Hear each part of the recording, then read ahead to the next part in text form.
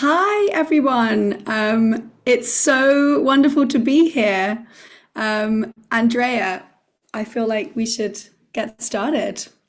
Excellent. Thanks, Sophie. Hi, everyone. Welcome, and we are so honored to greet you here for this historic gathering. This is the world's first ever summit on deepfake abuse. And following a year when this issue has been spiraling out of control, we believe this event has never been more needed.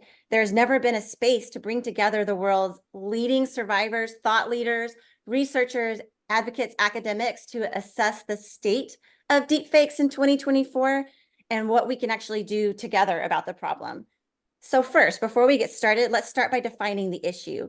Deepfake sexual abuse is a form of image-based sexual violence. It is when someone's videos are taken and digitally altered, when someone's face is placed on the body of a porn performance without their consent, or real images digitally altered so that the body is stripped of all clothing, or images are generated by AI that resemble the victim depicted in a sexually explicit scenario. These are new abuses, and we have a field that's had to define them and develop the language that captures their harms. We have chosen the terms deepfake sexual abuse or deepfake abuse rather than referring to it as deepfake pornography, and we use the term image-based sexual violence rather than revenge porn because it's not pornography and there's nothing anyone can do to warrant revenge of this kind. It is simply image-based sexual violence.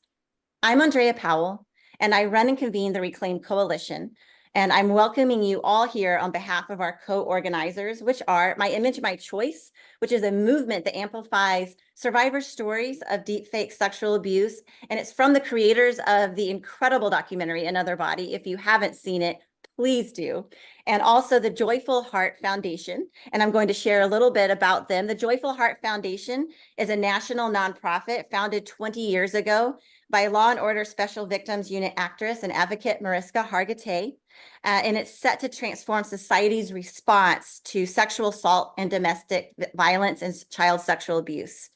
I also wanted to mention the Reclaim Coalition is a global movement of partners around the world. We are survivor-centered and survivor-led, and we are focused on uplifting the issue of image-based sexual violence and supporting the field as we grow and connect to stop this new form of gender-based violence. All of the organizers share an ethos of being survivor-centered and survivor-led, and that's what's so important to us. And this event is actually survivor-led through and throughout the programming. We are deeply rooted in survivor perspectives. And right after this event, there's a must-see conversation with the incredible PhD student and survivor advocate Noelle Martin from Australia, as well as Sophia Bush, actor and advocate.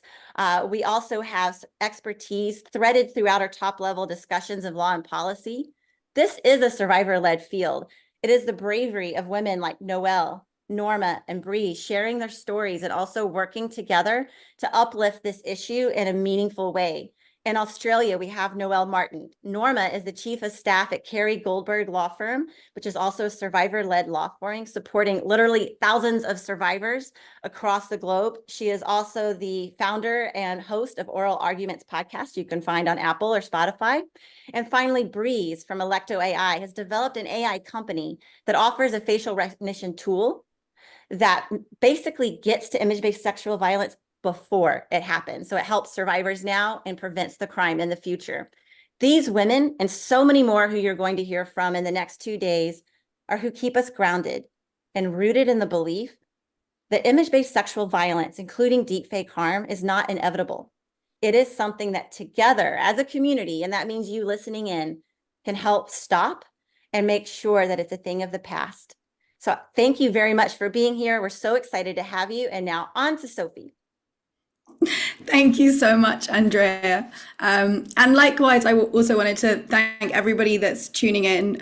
We had, over 1,000 people signing up for this and representatives from some of the people that we believe really need to hear what we have to say. So yeah, we're extremely grateful for your participation.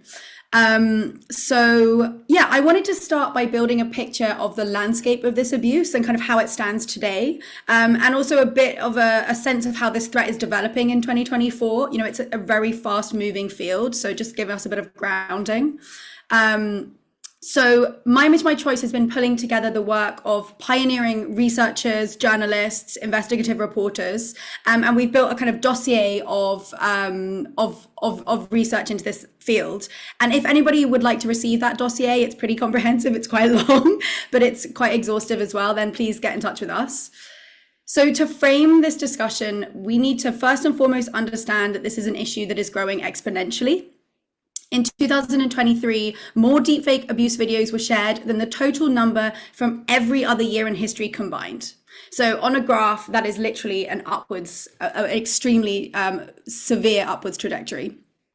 On the top 40 sites dedicated to deepfake abuse, there are now over 270,000 videos, and they've got over 4 billion views. So that is an astonishing 3,000% increase from 2019. And what we've also seen over the past few years is this issue going from a kind of very concerning but fringe practice happening on a couple of sites such as Reddit and 4chan to a kind of mainstream industry, which is commercially viable at this point, where creators have been emboldened by a complete lack of accountability, and a whole infrastructure has been built around this practice of violating consent. So 94% of deepfake abuse content is hosted on sites that are dedicated to this practice, dedicated to the violation of consent. The biggest of these, I'm sure many of you are aware of it, is called MrDeepfakes.com, and it gets 13 million hits a month on average. And this is an industry now that has got organized.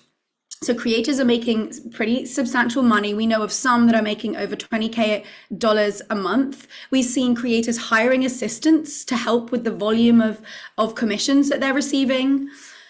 And we've seen forums that are thriving where people are commissioning this abuse and supporting each other in building this field.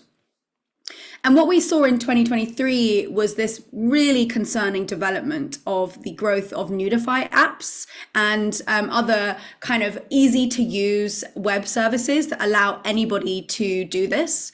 And, that's massively lowered the barrier to entry. You don't need a kind of super advanced computer and like computer science degree. Like anybody could make a deepfake of somebody that they want from home today with just one photograph.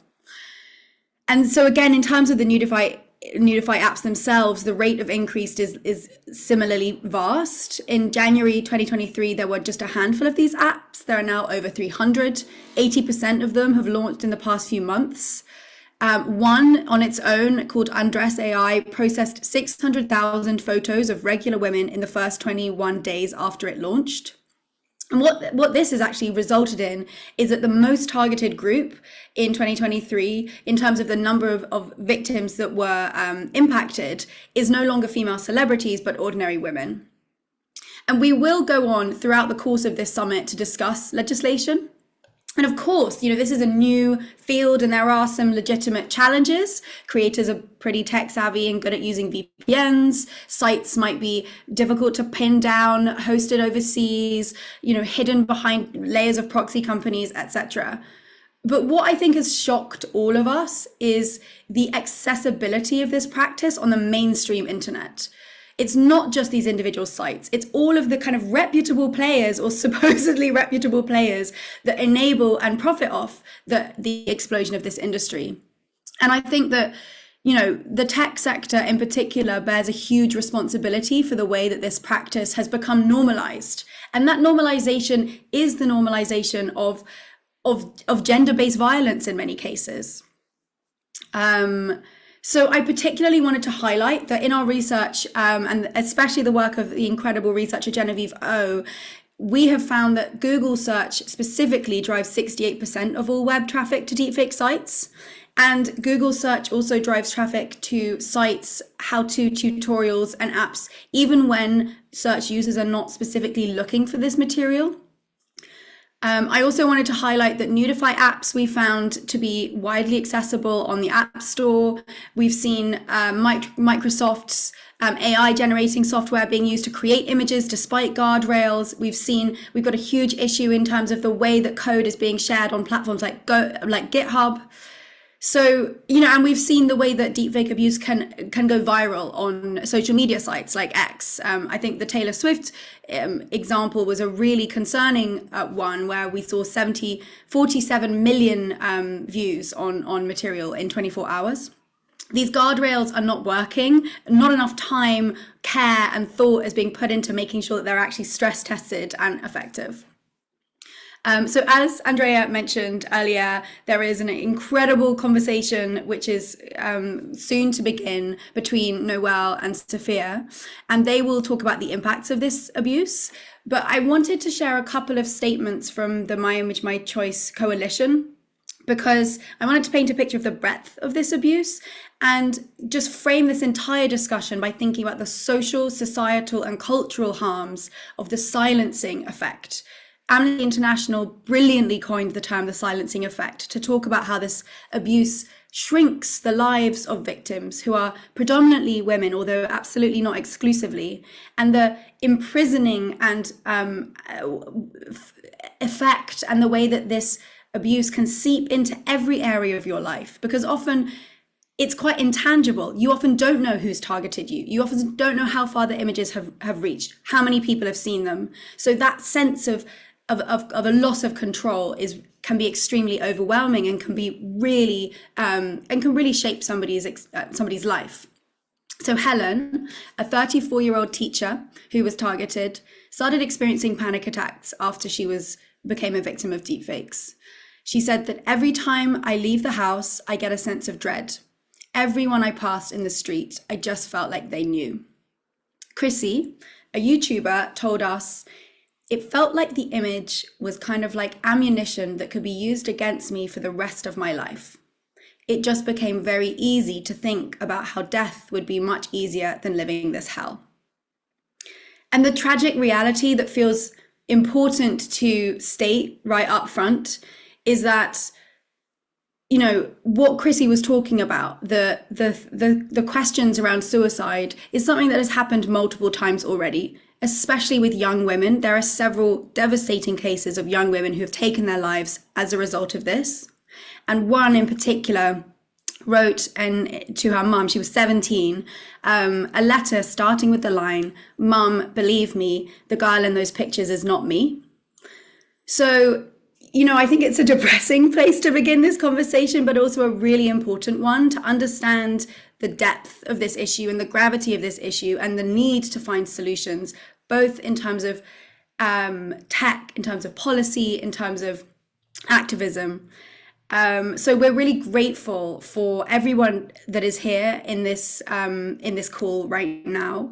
We are grateful for everyone that's coming together in community with us and in solidarity with the women and all people whose lives have been affected by this. We are inspired by the survivor-led movement, and we know that this field is not going to stop until we get the change that we deserve, need, and believe is possible. Because we as a community do not accept a future in which bodily autonomy, identity, and consent are things that can be violated with no consequence. So thank you all so much, and thank you to all of the panelists and speakers that we have upcoming, and in about a minute you will be greeted with the fascinating